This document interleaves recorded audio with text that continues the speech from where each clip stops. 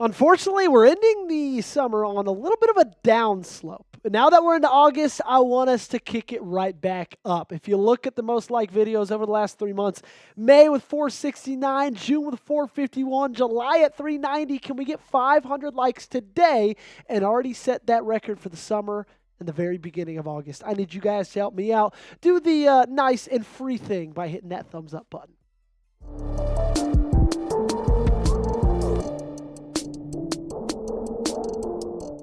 What's going on, everybody? Welcome into the Packers Report. My name is Joey Petersen. So delighted to have you joining me today.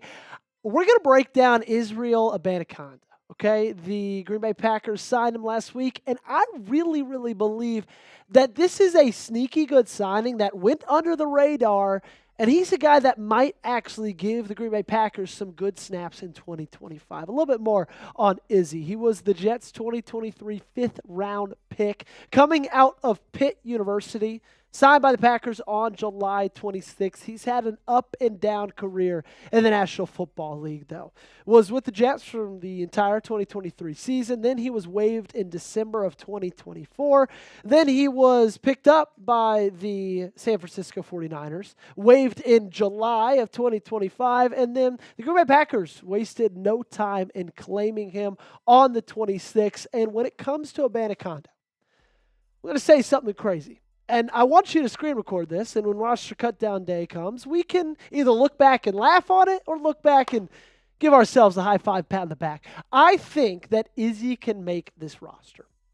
I know that's crazy to say about a guy that you sign on July 26th when you've already started training camp, but I just have a lot of confidence in this guy because I absolutely loved him when he was coming into the National Football League. Part of the reason was because he was phenomenal in his final year at Pitt. Now, I know 2022 was a long time ago, but look what he was able to do in his senior year with the Pitt Panthers. 239 carries, 1,400 yards, 6 yards per carry. He found pay dirt 20 freaking times. He's one of the best athletes that was in that draft, a 9.88 RAS score. The only thing that really knocked him was his height and his weight. Two things, or at least one thing he can't control: his vertical, his broad jump, his 40-yard dash, and all his splits were absolutely off the charts.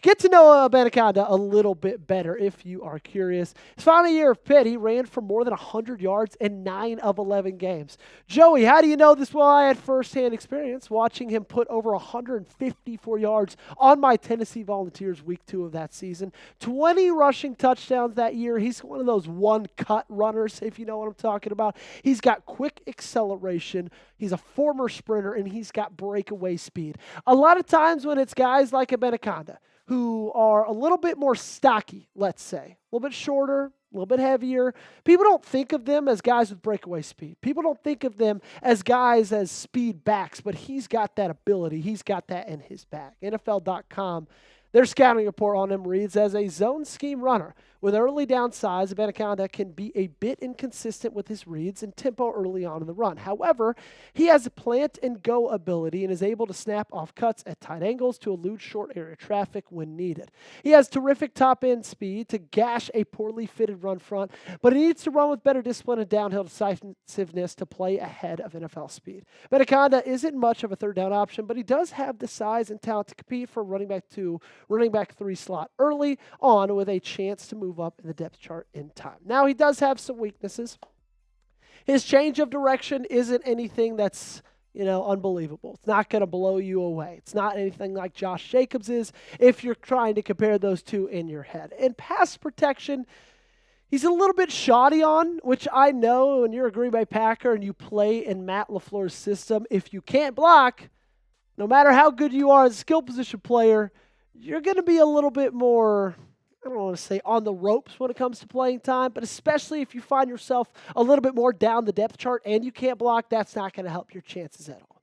Overall, I'm really, really excited to see him in Green Bay. We already know that he's been at training camp making a couple of plays here and there, and I really, really believe that once the preseason rolls around and this guy gets back to playing live action football, you're going to be really, really impressed. So coming up, I'm going to tell you why I believe he can make the roster. I got 3 really, really good reasons for you guys, so make sure to stick around. Don't miss it. But before I give you my reasons why, just tell me yes or no in the comment section. Will he make the 53-man? It's your call. You already know how I feel. You tell me how you feel by giving me a yes or no down below. Shout out every single one of you guys who have already gotten one of these sweet t-shirts. Chatsports.com/Packers t-shirt is where you need to go. Only $16.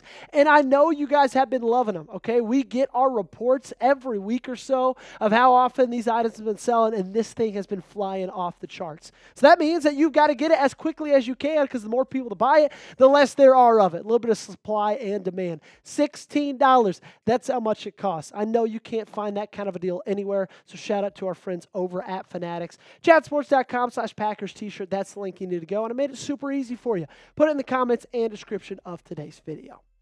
The number one reason why I believe he can make the roster, one of 3, is these kind of running back gyms seem to happen all the time. You can have success at the running back position kind of out of nowhere. It feels like any skill position.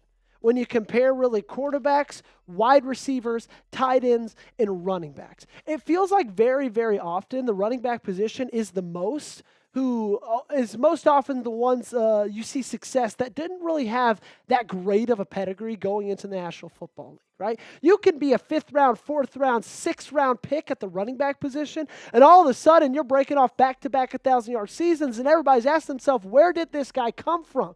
It seems like that happens every single year in the National Football League. And also, he's not going to be the bell cow guy. He's never going to take Josh Jacobs' place at running back 1, okay? And so if you're saying, Joey, he's not better than Josh Jacobs, that's why he's not going to make the roster. He doesn't have to be. He doesn't have to be. Speaking of that running back depth chart, I'm going to ask you this question for my second point. Is there a clear running back 3 on this team?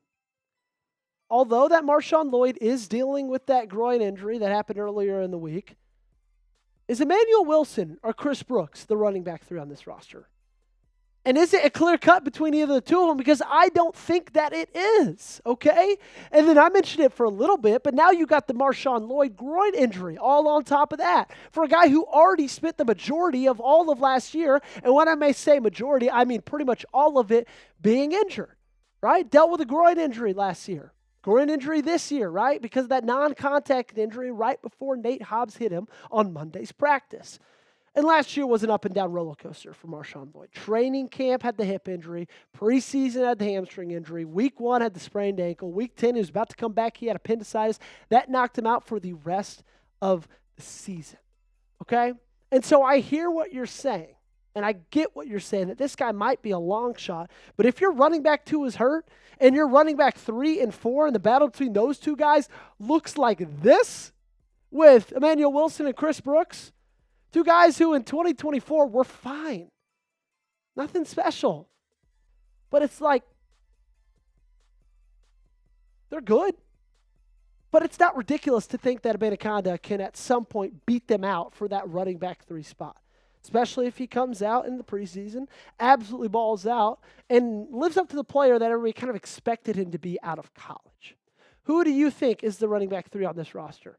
Is it Abanikanda? Is it Brooks, or is it Wilson? You let me know by typing their initials in the comment section down below.